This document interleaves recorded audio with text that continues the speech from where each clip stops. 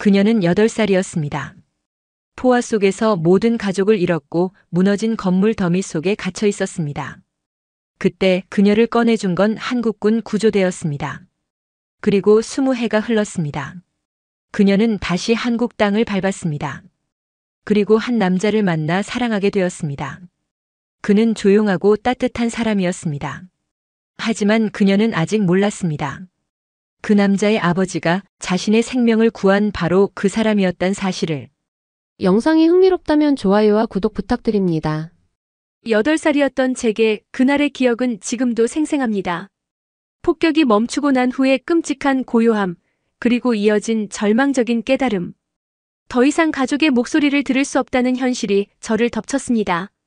폭격이 시작되었을 때 어머니는 저를 테이블 아래로 밀어 넣었습니다. 마지막으로 본 어머니의 얼굴은 공포와 사랑이 뒤섞인 표정이었습니다.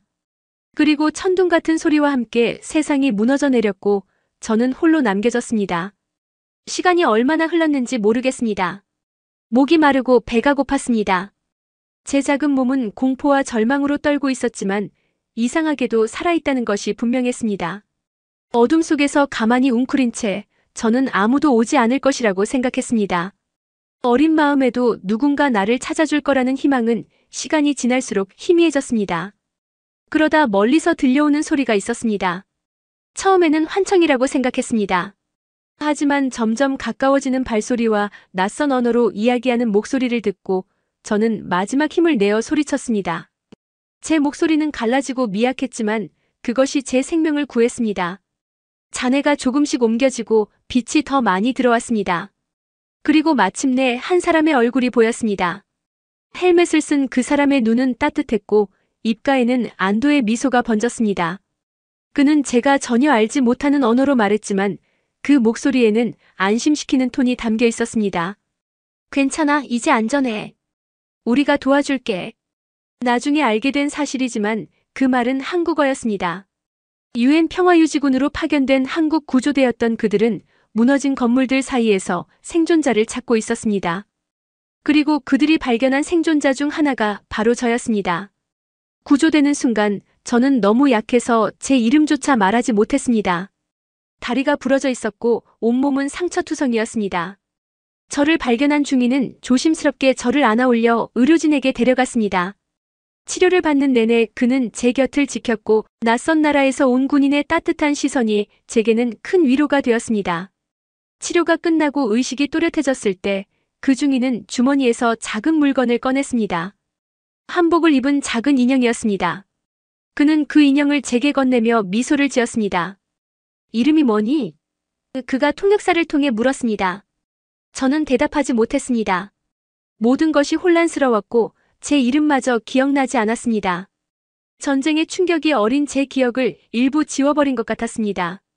그는 잠시 생각하더니 말했습니다. 그럼 너를 리아라고 부를게. 희망이라는 뜻이야. 그렇게 저는 리아라는 새 이름을 얻었습니다. 그 작은 인형과 함께 새로운 삶을 시작하게 되었습니다. 구조된 후 저는 이스라엘의 한 고아원으로 보내졌고 이후에는 먼 친척의 집에서 자랐습니다. 하지만 그 한국인 중위와 그가 준 인형은 제 삶의 중요한 전환점으로 남았습니다. 20해가 흘렀습니다. 저는 교육을 받고 성장하여 국제관계를 공부했고 UN 산하국제비정부기구에서 일하게 되었습니다. 그리고 2025년 28이 된 저는 교류 프로그램을 통해 한국, 그것도 서울대학교 국제연구기관으로 파견되는 기회를 얻었습니다. 한국행을 결정한 데에는 물론 어린 시절의 기억이 큰 영향을 미쳤습니다. 그 나라의 군인이 보여준 인간미 그리고 그가 준 인형은 제 삶의 일부가 되었습니다. 한국에 대한 이미지는 제 마음속에서 따뜻함과 희망으로 자리 잡았고 언젠가는 그곳에 가보고 싶다는 소망을 품게 되었습니다. 인천공항에 도착했을 때 낯선 공기가 느껴졌습니다. 하지만 동시에 이상하게 친근한 느낌이 들었습니다. 서울로 향하는 공항철도에서 창밖을 바라보며 마치 오래된 기억을 더듬는 듯한 감정이 일었습니다. 현대적인 도시 풍경이지만 어딘가 모르게 제 안에 있던 기억의 조각과 맞닿아 있는 듯 했습니다. 서울대학교 연구기관에서의 첫날, 저는 긴장과 설렘을 안고 사무실로 향했습니다. 파견 기간은 1년. 그 시간 동안 한국의 평화 유지 정책과 인도주의적 지원 시스템을 연구하는 것이 제 임무였습니다. 개인적으로는 어쩌면 저를 구해준 그 군인을 찾을 수 있지 않을까 하는 희망도 있었습니다. 첫 미팅에서 저는 많은 연구원들을 만났습니다. 모두 친절했고 전문적이었습니다. 그 중에서도 한 사람이 유독 눈에 띄었습니다. 정하윤이라고 소개받은 그는 연구 조교였습니다. 29에 그는 말수가 적었지만 눈빛이 따뜻했습니다. 첫눈에 봤을 때부터 이상하게 익숙한 느낌이 들었습니다. 하윤은 묵묵히 자신의 일을 해나갔고 필요할 때마다 저를 도와주었습니다. 그의 행동은 항상 배려심이 넘쳤고 말보다는 행동으로 먼저 다가오는 스타일이었습니다. 언어의 장벽이 있었지만 그의 존재 자체가 편안함을 주었습니다. 어느 날 점심시간에 연구소 식당에서 혼자 앉아있을 때 하윤이 다가왔습니다. 그는 의자에 앉아도 되냐고 물었고 저는 기꺼이 고개를 끄덕였습니다. 침묵 속에서 식사를 했지만 그 침묵이 전혀 어색하지 않았습니다. 오히려 편안했습니다. 한국 음식은 어떠세요?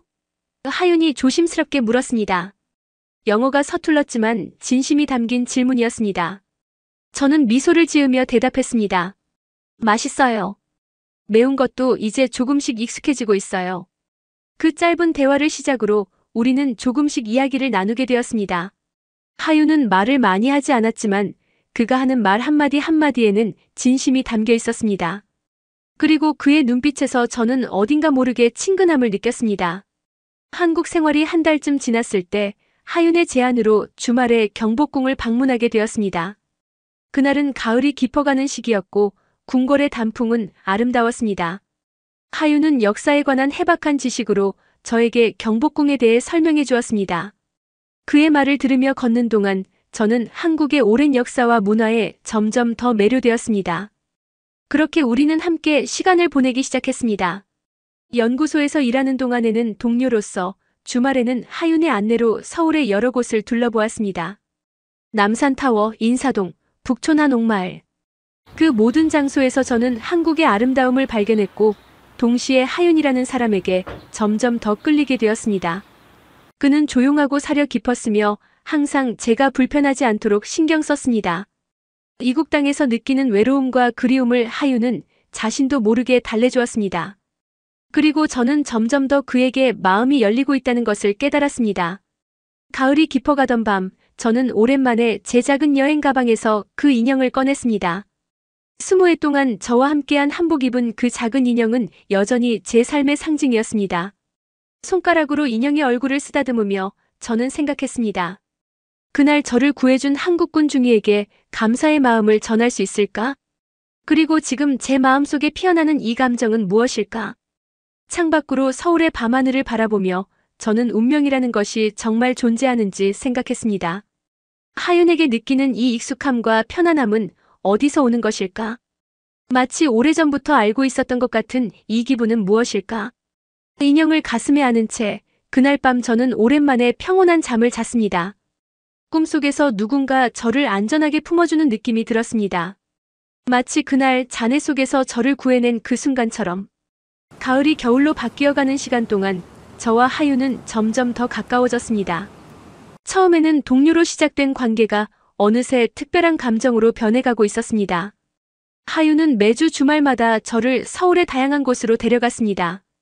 때로는 번화한 명동이나 강남의 현대적인 거리를, 때로는 고즈넉한 한강공원이나 조용한 절을 함께 걸었습니다. 그와 함께하는 시간이 늘어날수록 저는 그의 성격에 더욱 매료되었습니다. 하윤은 화려한 말이나 큰 제스처 없이도 작은 행동으로 자신의 마음을 표현하는 사람이었습니다. 갑자기 비가 내리면 자신의 우산을 씌워주고 제가 피곤해 보이면 조용히 따뜻한 차를 건네는 그런 소소한 배려가 그의 전부였습니다. 언어와 문화의 차이가 있었지만 그것이 우리 사이의 장벽이 되지는 않았습니다. 오히려 서로를 더 깊이 이해하려는 노력이 우리를 더 가깝게 만들었습니다. 저는 한국어를, 하윤은 영어를 배우며 서로의 세계를 조금씩 열어갔습니다.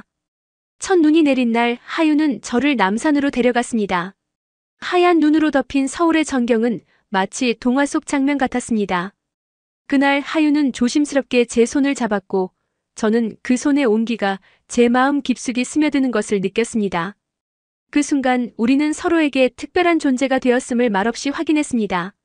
어느 날 저녁 연구소에서 늦게까지 일하고 난 후 하윤은 저를 한 작은 찻집으로 데려갔습니다. 그곳에서 우리는 처음으로 서로의 과거에 대해 깊은 이야기를 나누게 되었습니다. 사실 저에게는 한국과 특별한 인연이 있어요. 제가 조심스럽게 입을 열었습니다. 하윤은 말없이 고개를 끄덕이며 저의 이야기를 기다렸습니다. 그날 밤 저는 처음으로 누군가에게 제 어린 시절의 이야기를 털어놓았습니다. 8살 때 겪었던 전쟁의 공포, 가족을 잃은 상처, 그리고 한국군 구조대에 의해 구출된 순간까지. 이야기를 하는 내내 목이 메었지만 하윤의 따뜻한 시선이 저에게 용기를 주었습니다. 그때 저를 구해준 중이가 제게 이 이름을 지어주었어요. 리아라는 이름은 희망이라는 뜻이래요. 그리고 그분은 제게 작은 인형을 주셨죠. 지금도 그 인형을 간직하고 있어요. 하윤의 눈에 깊은 감정이 스쳐 지나갔습니다. 그는 잠시 생각에 잠기더니 조용히 말했습니다. 저도 들려드릴 이야기가 있습니다. 하윤은 그의 아버지가 군 시절 UN 평화유지군으로 중동에 파병되었던 이야기를 시작했습니다. 그것은 정확히 20해 전의 일이었습니다. 하윤의 아버지는 중위로 구조대에 소속되어 전쟁 지역의 민간인들을 구조하는 임무를 맡았었다고 했습니다. 아버지는 항상 그때의 경험이 자신의 인생을 바꿨다고 말씀하셨어요. 특히 한 어린 소녀를 구조했던 일을 자주 이야기하셨죠. 그 말을 듣는 순간 저는 심장이 빠르게 뛰기 시작했습니다. 우연의 일치라고 하기에는 너무나 구체적인 이야기였습니다. 하지만 확신할 수는 없었습니다. 세상에는 비슷한 이야기가 많을 테니까요. 그 소녀에게 아버지가 이름을 지어주셨다고 했어요. 그리고 한국 전통 인형을 선물했다고도 하셨고요. 그 말에 저는 숨을 크게 들이마셨습니다.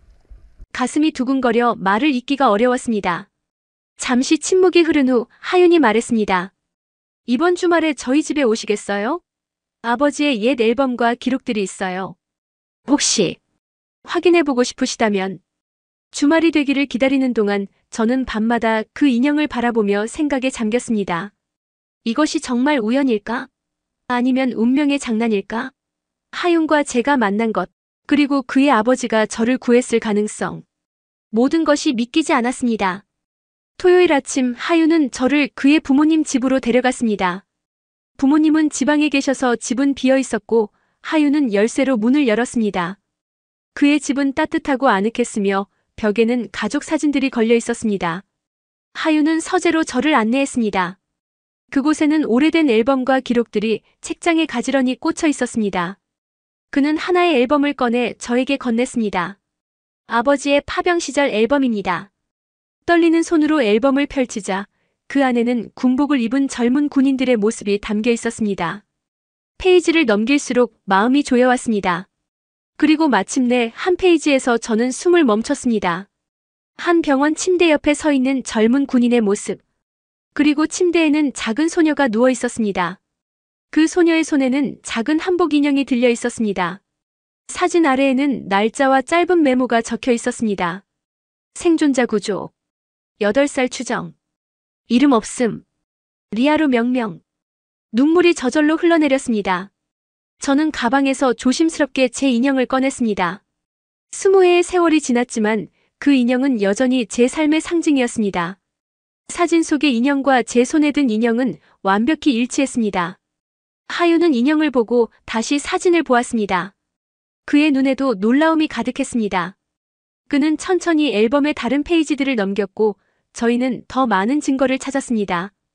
저를 구조하는 과정, 병원에서의 모습, 그리고 마지막으로 작별하는 장면까지. 이게 당신이었군요. 하윤의 목소리는 감정으로 가득했습니다. 저는 인형을 그에게 건넸습니다. 말이 필요 없었습니다. 그 작은 인형은 우리를 연결하는 운명의 증거였습니다. 하윤은 조심스럽게 인형을 받아들고 오랫동안 바라보았습니다. 아버지는 항상 그때의 일을 자랑스러워하셨어요.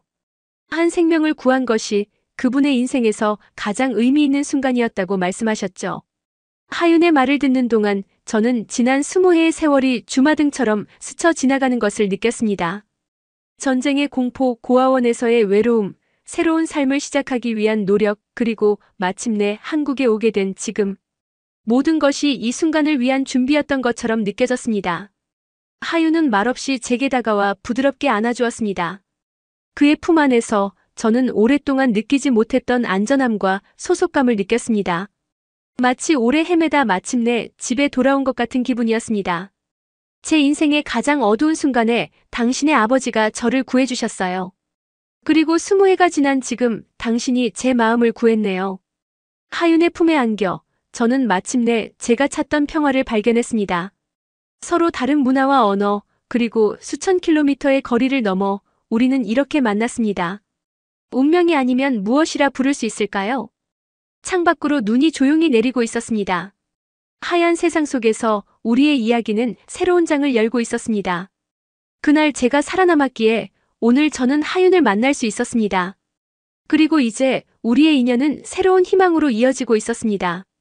인형을 바라보며 저는 생각했습니다. 모든 것이 의미가 있었다고.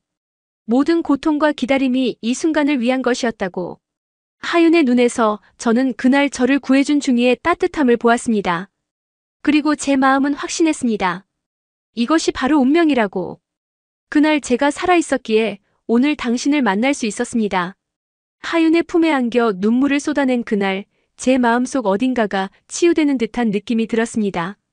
20해 동안 간직해온 인형은 이제 그 본래의 자리로 되돌아간 것 같았고 저는 마치 오래 헤매던 미로에서 빠져나온 것처럼 홀가분했습니다. 하지만 동시에 새로운 감정들이 물밀듯이 밀려왔습니다. 이제 저는 어떻게 해야 할까요? 하윤과 저, 그리고 그의 가족과의 관계는 이제 어떻게 변해갈까요? 하윤은 그날 저녁 제 손을 잡고 조용히 말했습니다. 그의 부모님께 저를 소개하고 싶다고. 처음에는 망설였습니다. 20해 전 제 생명을 구해준 그 중이를 다시 만난다는 생각에 가슴이 너무 뛰었습니다. 무슨 말을 해야 할지, 어떤 마음가짐으로 그분을 만나야 할지 고민이 되었습니다.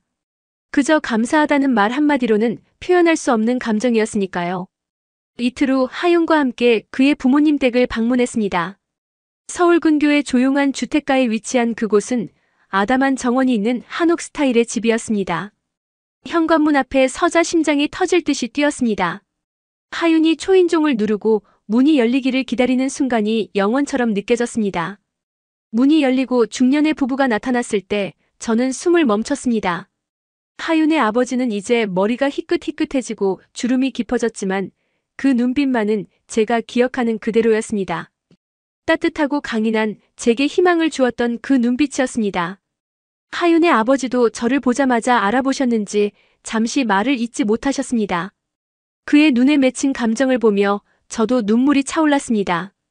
그 순간 하윤의 어머니가 한 발짝 앞으로 나와 제 손을 잡아주셨습니다. 그 손길은 따뜻했고 마치 오래 기다려온 딸을 맞이하는 것 같은 다정함이 담겨 있었습니다. 리아, 정말 너구나. 하윤의 아버지가 마침내 입을 열었습니다. 그 목소리에는 믿기지 않는다는 놀라움과 오랜 시간이 지났음에도 잊지 않았다는 애정이 섞여 있었습니다. 저는 고개를 끄덕였고 그제서야 눈물이 볼을 타고 흘러내렸습니다. 집 안으로 들어가니 정갈하게 꾸며진 거실이 나타났습니다. 벽에는 가족 사진들이 걸려 있었고 작은 장식장에는 하윤, 아버지의 군 시절 훈장과 기념품들이 진열되어 있었습니다. 그 중에는 제가 구조되던 날의 단체 사진도 있었습니다. 눈물 너머로 그 사진을 바라보며 저는 그날의 기억이 저에게만 특별했던 것이 아니라는 사실을 깨달았습니다. 차를 마시며 우리는 이야기를 나누었습니다. 하윤의 아버지는 그날의 구조작전에 대해 자세히 들려주셨습니다. 무너진 건물 속에서 희미한 아이의 울음소리를 들었던 순간, 잔해를 치우며 필사적으로 저를 찾았던 시간, 그리고 마침내 제가 발견되었을 때의 안도감까지. 그 이야기를 들으며 저는 그날 제가 받았던 두 번째 생명의 의미를 더욱 깊이 이해하게 되었습니다. 하윤의 어머니는 제가 건넨 인형을 조용히 바라보셨습니다. 그리고 놀랍게도 그 인형은 바로 그녀가 직접 만든 것이라고 했습니다. 남편이 파병을 떠나기 전 그녀는 그 작은 한복 인형을 만들어 남편에게 건넸다고 합니다. 무사히 돌아오라는 기원을 담아서. 그리고 하윤의 아버지는 그 인형을 항상 가슴 주머니에 넣고 다녔다고 합니다. 그날 당신이 그 아이에게 인형을 주었다고 했을 때 나는 그것이 운명이라고 생각했어요. 하윤의 어머니가 말했습니다. 그녀의 눈시울이 붉어졌고 다시 한번 제 손을 따뜻하게 잡아주셨습니다.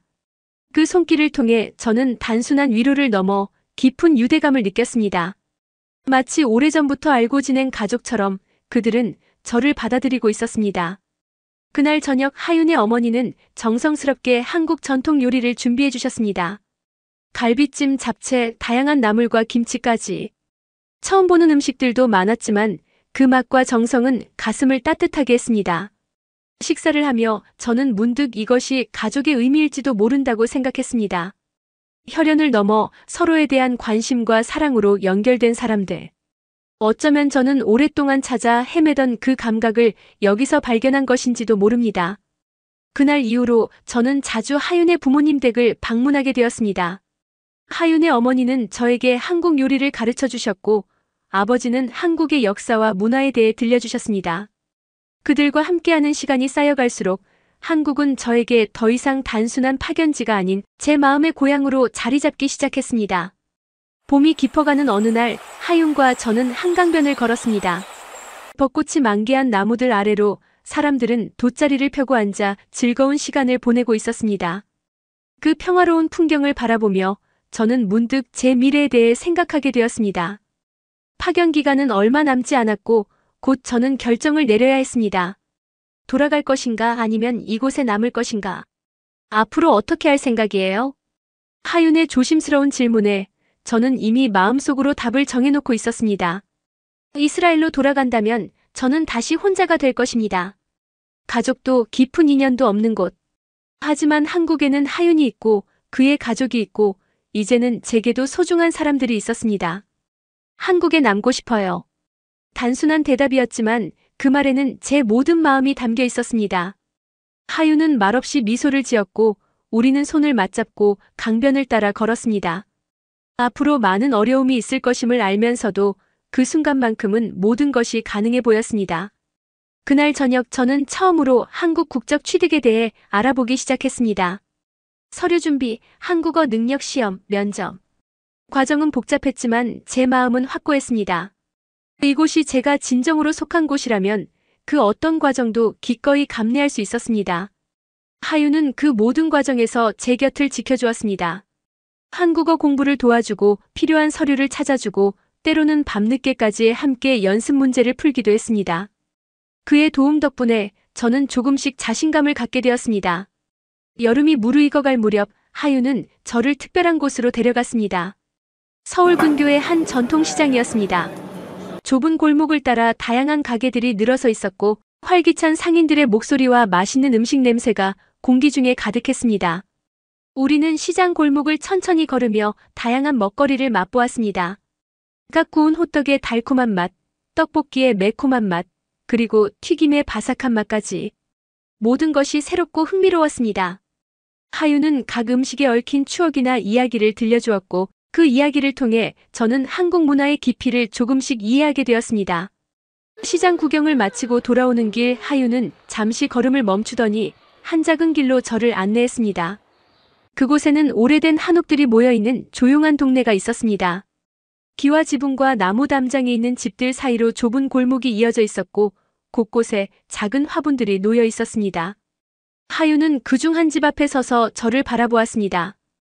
그리고 그곳이 바로 매물로 나온 집이라고 했습니다. 정원이 있는 작은 한옥이었고 뒷뜰에는 매실나무가 한 그루 있었습니다. 하윤은 조용히 물었습니다. 함께 살고 싶은지.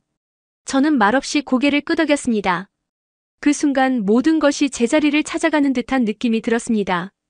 8살의 제가 폐허 속에서 구조되던 그 순간부터 이 모든 것이 정해져 있었던 것 같았습니다. 하윤을 만나기 위해 이곳에 뿌리를 내리기 위해 저는 그날 살아남았던 것일지도 모릅니다.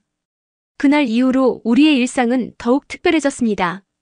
주말마다 우리는 그 집을 방문하여 정원을 가꾸거나 낡은 부분을 수리했습니다. 하윤의 부모님도 종종 오셔서 도움을 주셨고 하윤의 어머니는 저에게 한국의 계절 음식과 절기 풍습에 대해 가르쳐 주셨습니다. 단오에는 창포물에 머리를 감는 풍습, 추석에는 송편을 빚는 법, 그리고 설날의 세배와 떡국 같은 전통들. 그 모든 것이 제게는 새롭고 소중한 경험이었습니다. 한국어 공부도 점점 진척되어 갔습니다. 처음에는 어려웠던 발음과 문법이 차츰 익숙해졌고, 이제는 간단한 대화는 물론 신문도 조금씩 읽을 수 있게 되었습니다. 하윤은 제가 한국어로 처음 소설을 완독했을 때 그 어떤 성취보다도 자랑스러워했습니다. 가을이 깊어갈 무렵 저는 마침내 국적 변경 신청에 필요한 모든 서류를 준비했습니다. 한국어 능력 시험 성적표, 재정 증명서, 범죄 경력 증명서, 그리고 추천서까지. 하윤의 아버지도 특별히 추천서를 써주셨습니다. 그 편지에는 20해 전 제가 구조된 그날부터 지금까지의 인연이 상세히 담겨 있었습니다. 모든 준비를 마친 그날 저녁 하윤과 저는 마당에 앉아 밤하늘을 바라보았습니다. 가을에 선선한 바람이 불어오고 매실나무 잎이 조용히 흔들렸습니다. 저는 가방에서 준비해온 서류 봉투를 꺼냈습니다. 그 안에는 제가 지난 몇 달간 준비해온 모든 서류가 담겨 있었습니다. 내일 제출할 거예요. 하윤에게 그 봉투를 내밀며 말했습니다. 그는 잠시 봉투를 바라보더니 조용히 제 손을 잡았습니다. 그의 눈빛에는 깊은 감동과 약속이 담겨 있었습니다. 말이 필요 없었습니다. 우리는 이미 서로의 마음을 알고 있었으니까요. 밤하늘에 별이 빛나는 가운데 저는 문득 생각했습니다. 8살의 제가 미래의 이 순간을 알았다면 어땠을까? 폐허 속에서 두려움에 떨던 그 어린 소녀에게 이 행복과 평화가 기다리고 있다고 말해줄 수 있다면 얼마나 좋을까? 하지만 아마도 그 고통이 없었다면 오늘의 이 행복도 없었을 것입니다. 모든 것은 연결되어 있었고 그 모든 순간이 저를 이곳으로 이끌었습니다. 하윤과 손을 잡고 집으로 돌아가는 길, 저는 마음속으로 다짐했습니다. 이제 이곳이 저의 집이고 이곳이 저의 고향입니다. 그리고 내일 저는 그 선택을 공식적으로 세상에 알릴 것입니다. 귀화 신청서를 제출함으로써 제 인생의 새로운 장을 시작할 것입니다. 8살 소녀의 생존에서 시작된 여정이 이제 완전한 귀속으로 이어지는 그 순간에 집 앞에 도착한 우리는 잠시 서로를 바라보았습니다. 말없이 하윤은 제 손에 들린 서류 봉투를 가리켰고 저는 고개를 끄덕였습니다. 내일 우리는 함께 그곳에 갈 것입니다. 그리고 제 인생의 새로운 시작을 함께 할 것입니다. 이것이 바로 제가 그날 살아남은 이유였을지도 모릅니다. 이 순간, 이 사람, 그리고 이 선택을 위해 국적 변경 신청 이후 1년이 조금 넘는 시간이 흘렀습니다. 그 기간 동안 저는 한국어 능력 시험을 준비하고 한국 역사와 문화에 대한 이해를 높이기 위해 노력했습니다. 하윤은 제가 한국어 공부를 할 때마다 밤늦게까지 함께 해주었고 어려운 단어나 문장이 나올 때면 인내심을 가지고 설명해 주었습니다. 면접 준비도 하윤과 함께 했습니다. 그는 제게 예상 질문들을 던져주고 제가 더 자연스럽게 대답할 수 있도록 조언해 주었습니다. 모든 절차가 끝나고 법무부에서 귀화 승인 통지서를 받았을 때 저는 행복과 안도감으로 가득 찼습니다. 봉투를 열고 그 안에 공문을 읽는 순간 제 눈에서는 눈물이 흘러내렸습니다. 대한민국 국적 취득이 승인되었음을 알려드립니다. 이 한 문장은 제 인생의 새로운 장이 시작됨을 알리는 신호였습니다. 저는 이제 공식적으로 한국인이 되었습니다. 하윤에게 그 소식을 전했을 때 그는 말없이 저를 안아주었습니다. 그의 품 안에서 저는 마침내 집에 돌아온 느낌이 들었습니다. 오랫동안 떠돌며 찾아 헤매던 소속감, 그 모든 여정이 이 순간을 위한 것이었다는 생각이 들었습니다. 국적 취득 기념으로 하윤은 제게 특별한 선물을 준비했습니다. 그것은 한국 전통 방식으로 만든 은반지였습니다. 가늘고 섬세한 그 반지에는 제 한국 이름 리아가 새겨져 있었습니다. 그 반지를 받으며 저는 20해 전 제게 이름을 지어준 그 순간이 얼마나 운명적이었는지 다시 한번 실감했습니다. 귀화 절차가 완료된 이후 하윤과 저는 자연스럽게 결혼을 준비하게 되었습니다. 우리는 화려한 결혼식보다는 의미 있고 따뜻한 자리를 원했습니다. 하윤의 부모님은 전통 혼례와 현대적 결혼식을 적절히 섞은 방식을 제안해 주셨고 저는 그 아이디어에 기꺼이 동의했습니다. 결혼 준비 과정에서 하윤은 특별한 제안을 했습니다. 그의 아버지를 통해 과거 구조작전에 함께 참여했던 다른 대원들을 찾아 결혼식에 초대하고 싶다고 했습니다. 저는 말없이 고개를 끄덕였습니다. 그들을 다시 만나 감사의 마음을 전할 수 있다면 그것보다 더 의미 있는 일은 없을 것 같았습니다. 하윤의 아버지는 오래된 주소록과 군 동기회를 통해 당시 함께 작전에 참여했던 5명의 전우들을 찾아냈습니다. 20회가 넘는 시간이 흘렀기에 연락처가 바뀌거나 생활 환경이 달라진 경우가 많았지만 끈질긴 노력 끝에 그들과 연락이 닿았습니다. 놀랍게도 그들 모두 저와 하윤의 이야기를 듣고 깊은 감동을 받았으며 결혼식에 참석하겠다고 약속했습니다. 결혼식 준비 과정에서 하윤의 아버지는 또 다른 깜짝 선물을 제게 주셨습니다. 그것은 그가 군 시절 입었던 옛 군복이었습니다. 이제는 색이 바래고 오래된 그 군복은 저에게는 가장 소중한 유품이 되었습니다. 그것은 제 생명을 구한 사람의 용기와 헌신이 담긴 증거였으니까요. 내가 이걸 간직해주면 좋겠구나. 내가 있어 내 군 생활이 의미 있었단다. 그 말씀에 저는 다시 한번 눈물을 흘렸습니다. 그 군복을 받아들며 저는 모든 것이 정해진 운명이었음을 느꼈습니다. 전쟁으로 가족을 잃고 모든 것을 잃었던 어린 소녀가 이제는 그녀를 구한 사람의 아들과 결혼하게 되다니. 인생은 때로 소설보다 더 놀라운 이야기를 써내려가는 것 같았습니다. 결혼식 날 하늘은 맑고 푸르렀습니다. 저는 하윤의 어머니가 정성껏 준비해주신 한복을 입었습니다. 붉은 치마와 옥색 저고리가 어우러진 그 한복은 제 피부색과 묘하게 어울렸고 마치 제가 태어날 때부터 이 옷을 입기로 정해진 것 같은 느낌이 들었습니다. 식장은 서울 근교의 작은 한옥이었습니다. 마당에는 수십 개의 연등이 걸려 있었고 꽃으로 장식된 아치 아래에는 우리가 맺을 약속을 위한 자리가 마련되어 있었습니다. 가족과 친구들 그리고 특별히 초대된 하윤 아버지의 전우들까지 약 50명 정도의 사람들이 모였습니다. 식이 시작되기 전 저는 준비실에서 하윤의 어머니와 함께 있었습니다. 그녀는 제 머리에 꽃장식을 달아주며 조용히 말했습니다. 딸을 얻은 것 같다고, 그리고 이 인연이 얼마나 특별한지 모른다고. 그 말에 저는 다시 한번 감사함을 느꼈습니다. 가족을 잃었던 제게 하윤과 그의 가족은 새로운 시작이었으니까요. 결혼식은 한국 전통과 현대식이 조화를 이룬 아름다운 의식이었습니다. 하윤과 저는 전통 혼례복을 입고 서로에게 절을 올리며 예를 표했고 이어서 간단한 현대식 서약을 나누었습니다. 모든 과정이 소박하면서도 의미가 깊었고 참석한 이들의 진심 어린 축복이 느껴졌습니다. 식이 끝난 후 하윤 아버지의 전우들이 저희에게 다가왔습니다. 그들은 모두 이제는 중년이 된 남성들이었지만 그들의 눈빛에서 저는 20의 전절을 구했던 젊은 군인들의 모습을 볼 수 있었습니다. 그중 한 명이 조심스럽게 제게 다가와 말했습니다. 너를 기억한다. 그날의 작은 소녀가 이렇게 아름답게 자라 행복한 모습을 보니 가슴이 벅차다. 그 말에 저는 더 이상 감정을 억누를 수 없었습니다. 저는 그들 앞에 무릎을 꿇고 고개를 숙였습니다. 전쟁의 폐허 속에서 저를 구해주신 그분들께 어떤 말로도 표현할 수 없는 감사함이 넘쳐 흘렀습니다. 살려주셔서 감사합니다. 그날이 아니었다면 오늘의 저는 없었을 것입니다. 그들은 당황한 듯 저를 일으켜 세우며 말했습니다. 그저 그들의 임무를 다했을 뿐이라고, 오히려 이렇게 잘 자라준 것에 감사하다고. 하윤이 다가와 조용히 제 손을 잡아주었고 그의 아버지와 전우들은 우리를 따뜻하게 안아주었습니다. 그 순간 저는 마치 큰 가족의 품 안에 있는 것 같은 느낌이 들었습니다. 결혼 후 우리는 하윤이 미리 알아본 한옥으로 이사했습니다.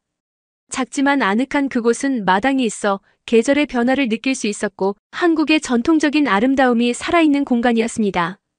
매실나무 아래 앉아 차를 마시며 하루를 시작하는 것이 우리의 일상이 되었고 그 소소한 행복 속에서 저는 진정한 평화를 찾았습니다. 하윤은 여전히 대학에서 연구를 계속했고 저는 국제기구에서 일하며 제 경험을 바탕으로 전쟁 피해 지역의 어린이들을 돕는 일에 참여하게 되었습니다. 특히 저는 제 경험을 살려 희망의 씨앗이라는 작은 기부단체를 설립했습니다. 그것은 전쟁과 재난으로 가족을 잃은 아이들을 지원하는 단체였고 하윤과 그의 가족 그리고 하윤 아버지의 전우들이 가장 먼저 후원자가 되어주었습니다.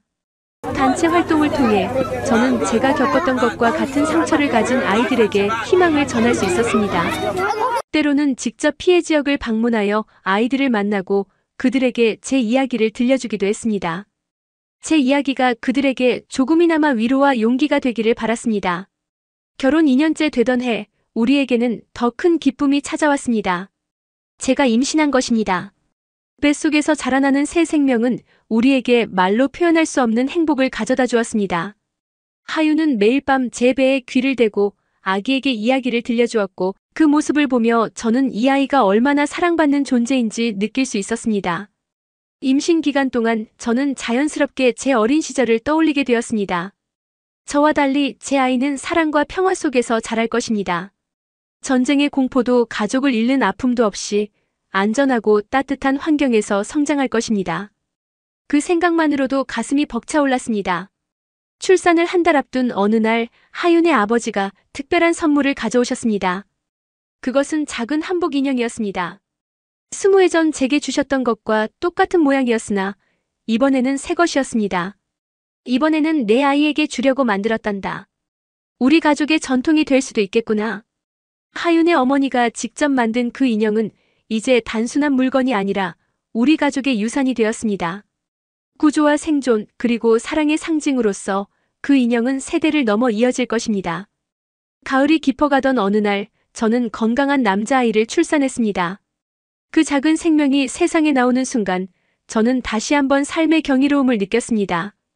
폐허 속에서 구조된 어린 소녀가 이제는 한 생명의 어머니가 되었다는 사실이 믿기지 않았습니다. 아이의 이름은 민호로 지었습니다. 미는 사람 미네, 호는 호랑이 호를 써서 사람들 사이에서 용감하게 살아가라는 의미를 담았습니다.